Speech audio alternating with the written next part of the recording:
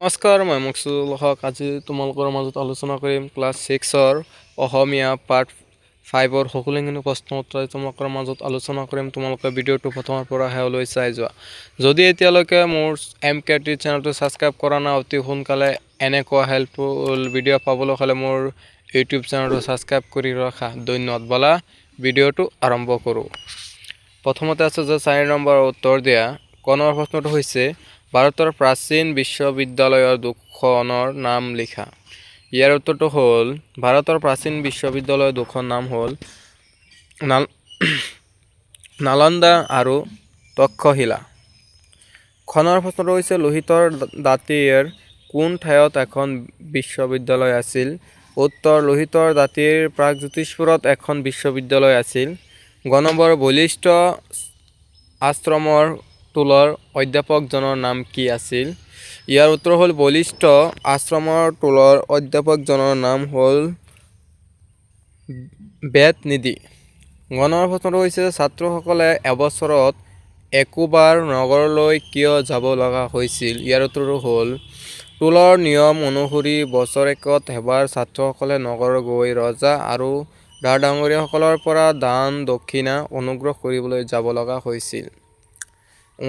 অংগনৰ প্ৰশ্নটো হৈছে গুৰুৰ পৰামৰ্শ কোনজন ছাত্ৰয়ে গ্ৰহণ কৰিব নোৱাৰিলে? ইয়াৰ উত্তৰ হ'ল গুৰুৰ পৰামৰ্শ সত্যব্ৰত নামৰ ছাত্ৰজনে গ্ৰহণ কৰিব নোৱাৰিলে। মৰমৰ ছাত্ৰ ছাত্ৰীসকল, এতিয়ালৈকে যদি মোৰ চেনেলটো ছাবস্ক্ৰাইব কৰা নাই, এনেকুৱা তোমালোকৰ এডুকেশ্যনেল হেল্পফুল ভিডিঅ' পাবলৈ হ'লে মোৰ MKT চেনেলটো ছাবস্ক্ৰাইব কৰি ৰাখা। অনুগ্ৰহ কৰি মোক ছাবস্ক্ৰাইব কৰি দিয়া। তাৰপিছত প্ৰথম চনৰ কুৱেশ্যনটো হ'ল প্ৰকৃত গুৰু দক্ষিণা কোনে দিব পাৰিলে? উত্তৰ ইয়াৰ উত্তৰ হৈছে আকৌ কুৱেশ্যনটো কৈ দিছিল মষ্ট ভেৰি ইম্পৰ্টেণ্ট যে প্ৰকৃত গুৰু দক্ষিণা কোনে দিব পাৰিলে? ইয়াৰ উত্তৰটো হ'ল প্ৰকৃত গুৰু দক্ষিণা সত্যব্ৰতই দিব পাৰিলে। 5 নম্বৰৰ প্ৰশ্নটো হ'ল চমু উত্তৰ লিখা। ক গুৰুৱে ছাত্ৰসকলক ওচৰলৈ মাতি আনি কি কৈছিল? ইয়াৰ উত্তৰটো হ'ল গুৰুৱে ছাত্ৰসকলক মাতি আনি কৈছিল যে তেওঁ এতিয়া বুঢ়া হৈ আহিছে আৰু তেওঁৰ উপাৰ্জনো কমি আহিছে। সেয়ে তেওঁলোকক পঢ়ুৱাই এটা অৱস্থালৈ অনাৰ বাবে তেওঁলোকৰ পৰা কিছু সহায় বিচাৰিছিল। খনৰ প্ৰশ্নটো হৈছে যে ছাত্ৰসকলক গুৰুৱে কি উপায়েৰে ধন গোটাই অনাৰ পৰামৰ্শ দিছিল?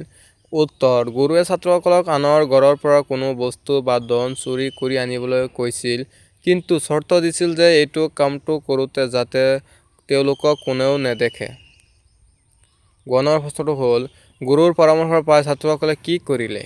ইয়াৰ উত্তৰটো হ'ল গুৰুৰ পৰামৰ্শ পাই ছাত্ৰসকলে বিভিন্ন ঠাইৰ পৰা কাৰো চকুত নপৰাকৈ নানা বস্তু আৰু ধন চুৰি কৰি আনি গুৰুক দিলে। গ নম্বৰ প্ৰশ্নটো হৈছে গুৰুৰ অনুমতি পাই সত্যব্ৰতই কি কৰিলে? উত্তৰ সত্যব্ৰতে ক'লে যে পৃথিৱীত এনে কোনো ঠাই নাই যে ঈশ্বৰ নাই। আমি য'তেই কোনো কাম নকৰোঁ কিয় ঈশ্বৰে আমাক সকলো সময়তে চাই থাকে।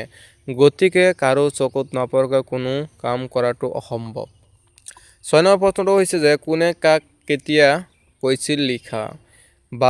বাচাহঁত মই বুঢ়া হৈ আহিছোঁ এই কথাফাকি অধ্যাপক বেদনিধিয়ে তেওঁৰ ছাত্ৰসকলক কৈছিল যেতিয়া তেওঁ টোল চলোৱাত অৰ্থৰ নাটনি হোৱাৰ বুলি জনাইছিল। খ নম্বৰ প্ৰশ্নটো হৈছে আপুনি মাথোন আমাক কৰ্তব্যহে সোঁৱৰাই দিছে। ইয়াৰ উত্তৰ হ'ল এই কথাফাকি ছাত্ৰসকলে তেওঁলোকৰ গুৰুক কৈছিল যেতিয়া গুৰুৱে অৰ্থৰ নাটনিৰ কথা কৈ সহায় বিচাৰিছিল। গ নম্বৰ প্ৰশ্নটো হৈছে যে আপোনাৰ পৰাই আমি জানিব পাৰিছোঁ পৃথিৱীত এনে ঠাই নাই য'ত ঈশ্বৰ নাই। ইয়াৰ উত্তৰ এই কথাফাকি ছাত্ৰ সত্যব্ৰতই তেওঁৰ গুৰুক কৈছিল যেতিয়া তেওঁ চুৰি কৰি অৰ্থ আনিব নোৱাৰাৰ কাৰণ দৰ্শাইছিল। কবিতাটোৰ মূলভাৱ লিখা। উক্ত কথাফাকি বা পদ্যফাকিৰ মূলভাৱ হ'ল ঈশ্বৰ সৰ্বব্যাপী। তেওঁ পৃথিৱীৰ কণা কণাতে বিৰাজমান। মানুহে যিকোনো কাম কৰিলে তেওঁ সদায় চাই থাকে। তেওঁ সৰ্বজ্ঞানী আৰু পৰম সত্য। সেয়েহে মানুহে লুকাই চোৰকৈ কোনো অসৎ কাম কৰিব নোৱাৰে কাৰণ ভগৱান আমাৰ বিবেকৰ মাজত সদায় হাৰে হাৰে থাকে। 9 নম্বৰ প্ৰশ্নটো হৈছে পাঠৰ পৰা জুৰীয়া শব্দবোৰ বিচাৰি উলিওৱা। পাঠটোত ব্যৱহাৰ হোৱা কিছুমান জুৰীয়া শব্দ লিখা। ইয়াৰ উত্তৰ হ'ল খুজি মাগি। উদাহৰণ দিয়া হৈছে দান দক্ষিণা দাৰ ডাঙৰীয়া পঢ়া শুনা লুকাই চোৰ কৈ। 10 নম্বৰ প্ৰশ্নটো হৈছে সমাৰ্থক শব্দ লিখা। সমাৰ্থক শব্দ হ'ল ইয়াৰ উত্তৰটো হ'ল ধনী চহকী দক্ষিণা দান বা মাচুল উজু সহজ সৰল টুটি যোৱা কমি যোৱা ক্ষয় যোৱা ডাঙৰ বৃহৎ বিশাল। 11 নম্বৰ প্ৰশ্নটো হৈছে যে বিপৰীত অৰ্থ বুজোৱা শব্দ লিখা। আনন্দ নিৰানন্দ বা বিষাদ ধনী দুখীয়া বা নিৰ্ধন গুৰু শিষ্য উজু টান বা কঠিন প্ৰাচীন অপ্ৰাচীন বা আধুনিক।